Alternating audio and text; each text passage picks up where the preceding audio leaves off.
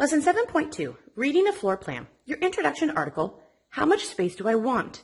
How much space do I need? Please read this introductory article so you're familiar with the terminology for today's lesson. Example 1. Jerry is using floor plans for his new home to help him purchase base molding for the place where the wall meets the floor. The plans are drawn using a scale in which a 1/4 inch represents 1 foot. So the ratio is 1/4 inch ends up representing a 1 foot. This is the ratio. This is the scale. Well, we're going to put this in terms of an equivalent fraction. So I know that 1/4 inch is the same as 1 foot. This is the scale that is used on the floor plan. He measures the walls on the floor with a ruler and finds that they total 23.5 inches. So this was the floor plan, 23.5 inches. It wants to know if the molding costs $2.10 per foot. How much will Jerry spend on the molding?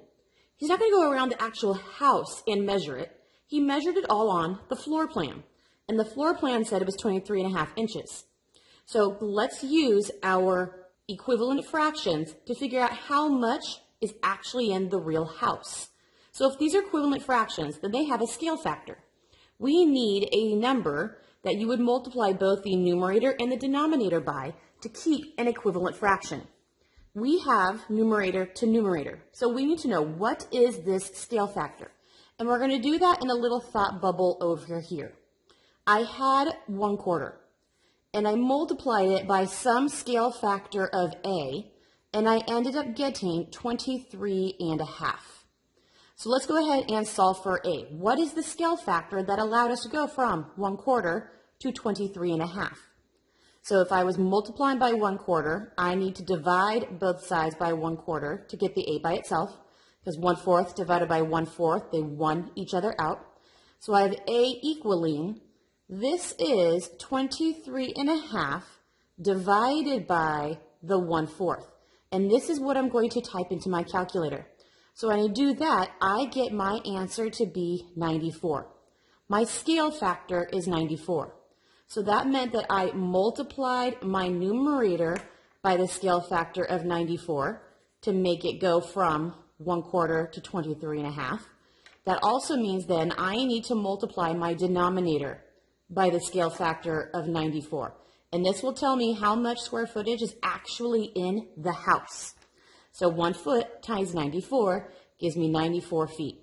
So if he really went around the entire house and measured his actual house, he would have found that there were 94 feet of molding needed in his house.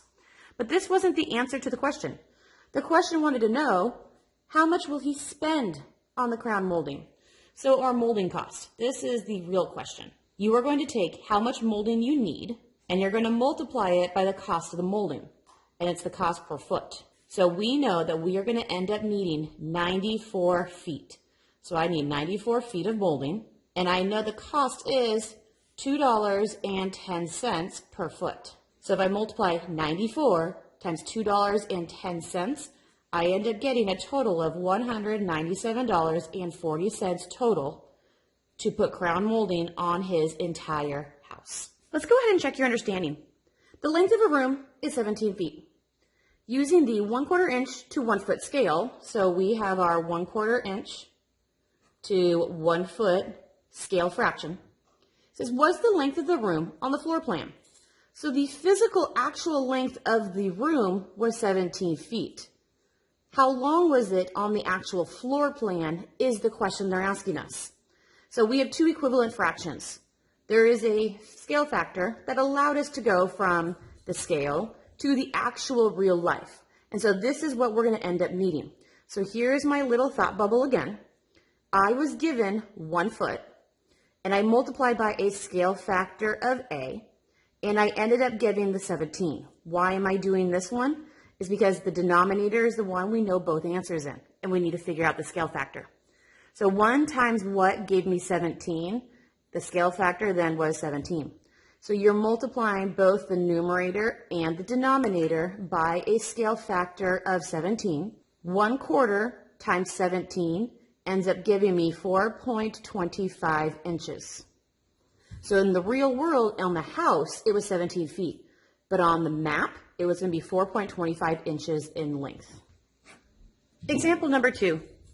Gabriella plans to carpet her living room, except for the quarter circle shown on the corner. So this quarter circle right here is what she is not going to carpet. This is going to stay hardwood, but the rest of the room she is going to end up carpeting. So that area will be wood floor, where she puts her piano. The radius of the quarter circle is 8 feet. So radius is from the middle of the circle to the outer edge. So I know this part is 8 foot. This part is also 8 foot. If carpeting costs, that should say costs, if carpeting costs $9.55 per square foot, what is the total cost of the carpeting that she'll need for her living room? So before we can even calculate cost, we need to figure out how much flooring she needs, which is area. So first I see that she has this entire space, and the living room is 25 by 16, and units are important. They're both in feet. So how much is the space of her entire room before she even removes the carpet for the wood? So first, what is the area for all the carpet? So if I was carpet this entire thing, the area of a rectangle is your base times your length. So 25 times 16 gives me 400. Foot times foot is foot squared. So 400 feet squared are if I am going to carpet the entire room. But I'm not carpeting the entire room. We need to figure out what is the area of that quarter circle right there. So here's an entire circle. We aren't doing the entire circle though. Remember, it's a quarter circle. So this is how much that is needing to be removed. We need to figure out what is the area of this part of the circle. And it said the radius was 8. So we know both of these sides are 8. This is a quarter of a circle. So I'm going to do only 1/4 of the area of a circle, which is pi r squared. So I only want 1/4 of the entire circle, only this green part. So pi, r is radius, which is 8. So pi times 8 squared. So 1/4 times 8 squared is 64 divided by 4. Don't forget the pi. 64 divided by 4 gives me 16. So this is 16 pi. Using 3.14 for pi, I end up multiplying these together and I get 50.24. And we forgot our units. 8 was 8 feet. So this was feet squared again. So this is also feet squared. So this is how much needs to be removed from the entire rectangle, because that's how much we are not going to carpet. So taking the entire room and removing what is going to be hardwood only. So we determined the entire room was going to be 400 square feet. But we are removing 50.24 of the square feet because that's how much is going to be hardwood.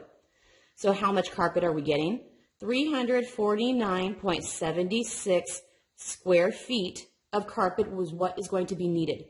But you can't really buy 0.76 feet of carpet. So we're going to say that this is going to be about 350 square feet. The question was not how much carpet are you going to need? The question was, how much is it going to cost? So the total cost of our carpet is going to be how much carpet are you getting multiplied by the cost of the carpet. So how much carpet are we purchasing? We are purchasing 350 square foot of carpet. How much is the carpet? It is $9.55 per square foot. So it is $9.55 per square foot. So 350 times 9.55 per square foot tells us it's going to cost us $3,342.50 for carpet. This is the total cost just for the carpet, removing that quarter space for her piano. Now let's go ahead and check your understanding. Express the area of the shaded region of the room algebraically. So it's the same thing. Pretend you wanted the area of the entire rectangle and then remove the area of the little guy.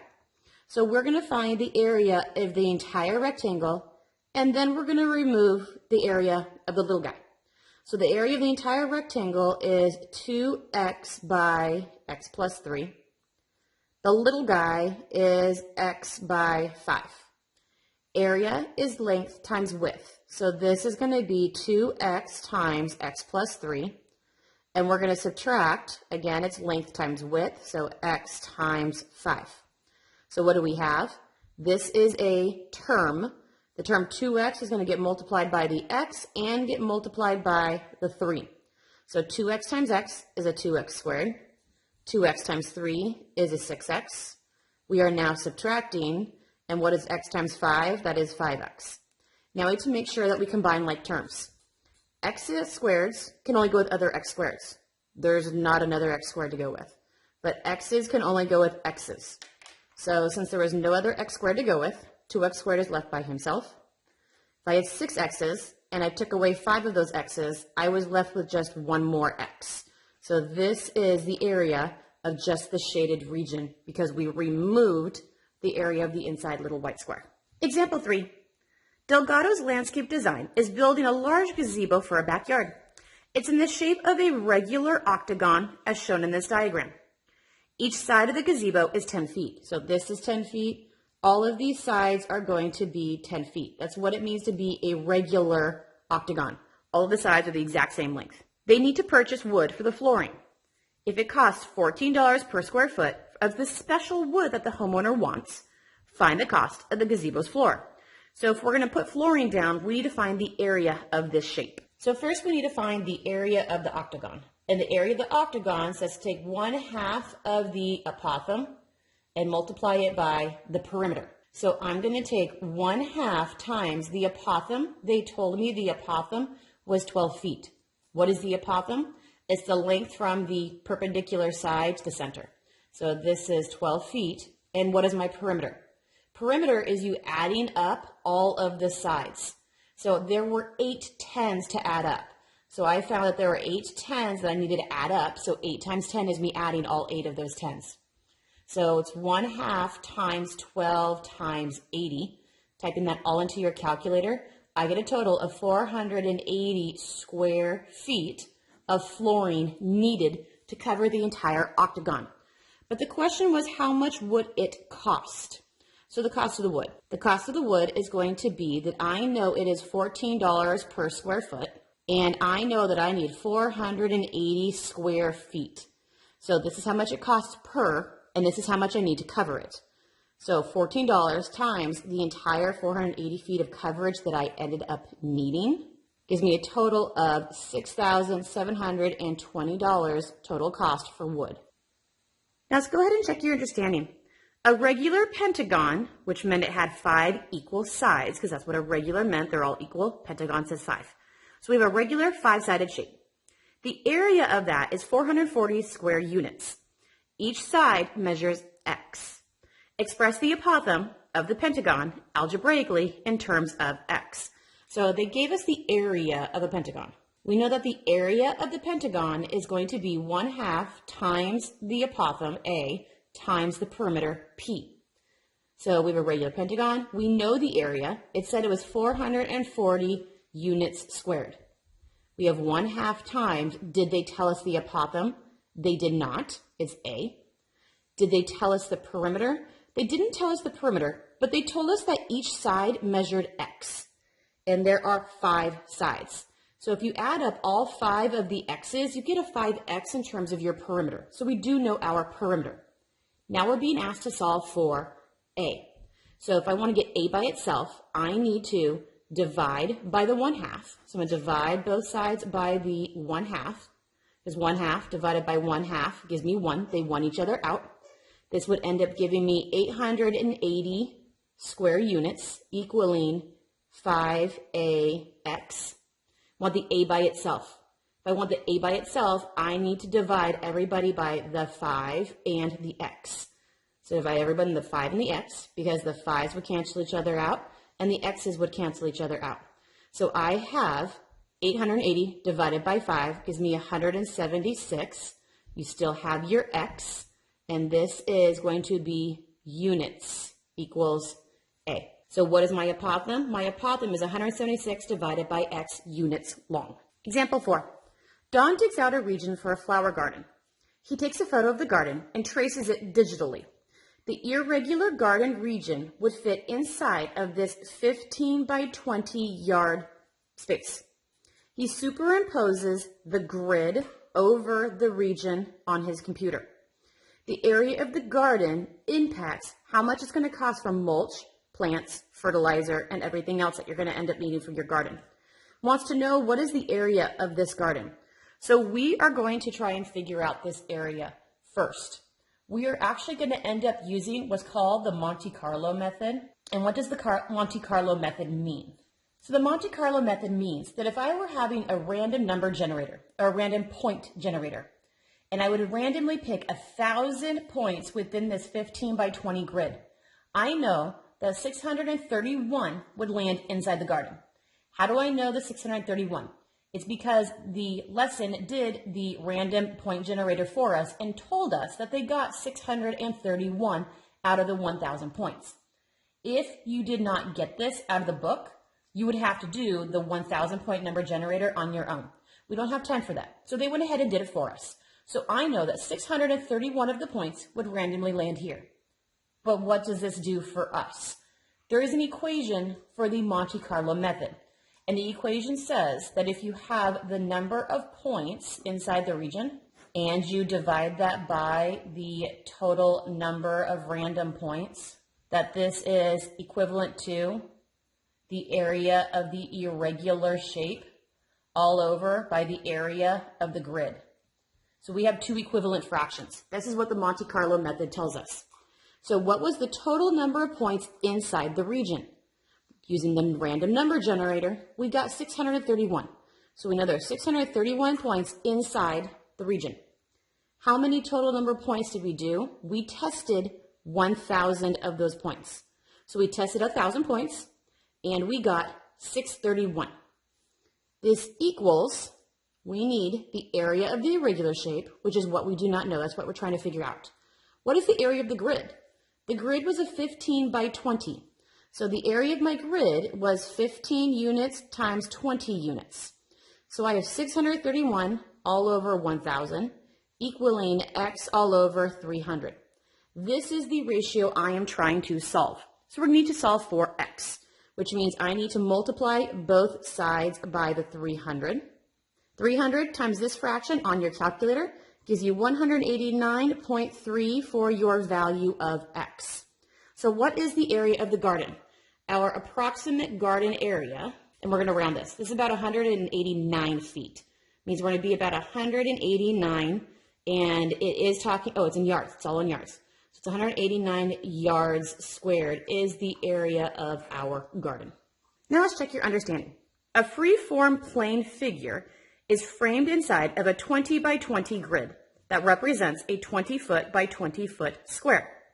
To find its area, 2,000 random points are generated, and 910 of them land within the irregular region. So they did the Monte Carlo random number generator for us. What is the area of the irregular region? To the nearest integer. So we're going to do the Monte Carlo method again, and that says that we're going to take the number of points inside the region all over the total number of points used, and that this is an equivalent fraction to your area of the irregular shape divided by the area of the grid you were using. So how many points landed in our region? 910 of them did. How many points did we test? We tested 2,000 points. We don't know the area of the irregular. That's the whole point of the question for us. What was the area of the grid? They said the area of the grid was a 20-foot by 20-foot. So we are 20-foot by 20-foot. So I have 910 all over 2,000 equaling x divided by 400. So solving for x, I'm going to multiply both sides by that 400 because 400 divided by 400 won each other out. Typing 82 to be my x. So what is the area of the irregular region? And remember, our units are all in feet. So the area of, and it was of the plane freeform figure. So the area of the plane is going to be 182. We were all in feet, and area is always squared. So it's 182 feet squared. Example number 5. Volume is the amount of space inside of a three-dimensional region, such as a room. Volume is measured in cubic units. Most rooms are in the shape of regular solids that have a length, a width, and a height. It says find the volume of a room that is 14 feet by 6 feet and has a 8-foot ceiling. So here is our room. We know that the room, it says that it was 14 feet by 16 feet and that its ceilings were 8 feet high. Find the volume of this. So the volume of our room is length times width times height. So length times width times height. So my length was 14, my width was 16, my height was 8. 14 times 16 times 8 is 1,792.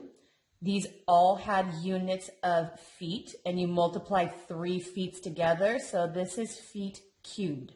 So this is how much my volume is of this room. Now let's go ahead and check your understanding. A square room has side lengths of x. So here is my room.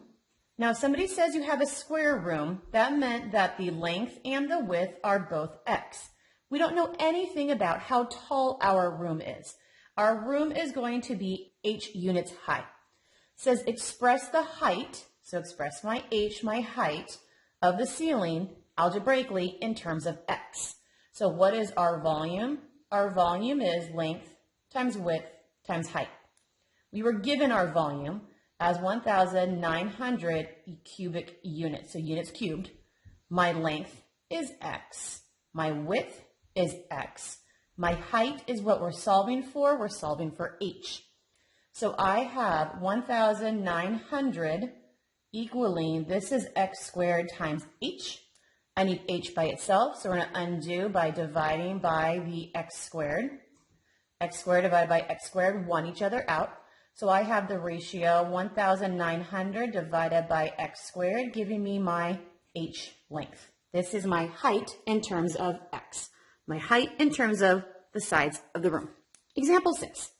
Mike's bedroom measures 16 feet by 14 feet and has a 9-foot ceiling. So here is our room. The room measures 16 feet by 14 feet, and he ends up having a 9-foot ceiling. It is well insulated and on the west side of his house. What size air conditioner should he purchase? So air conditioners talk all about your BTU ratings.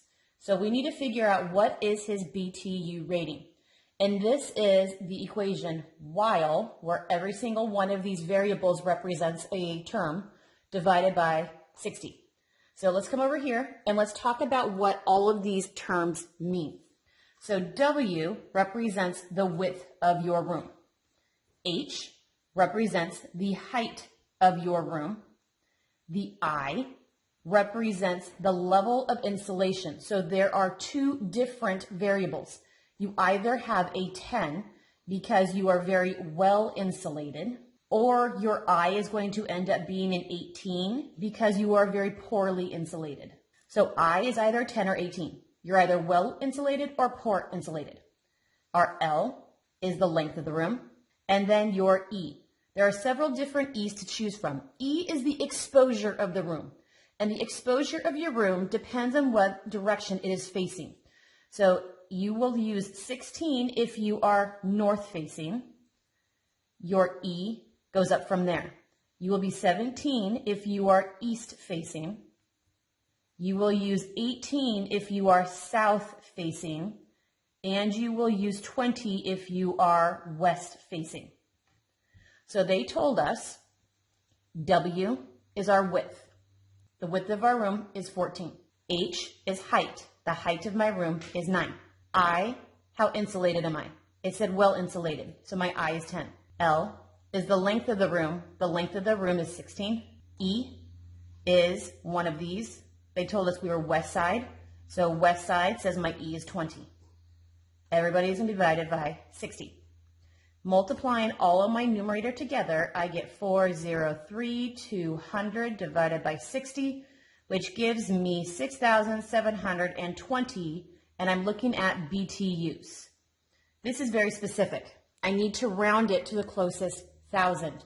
So the question was, what size air conditioner should he use? So he needs an AC with about, you don't want to go below because then your room's never going to get cold. You'd rather go just a little bit above when you're rounding. So we want about 7,000 BTUs, and then you know that it will cool off your room. Now let's go ahead and check your understanding.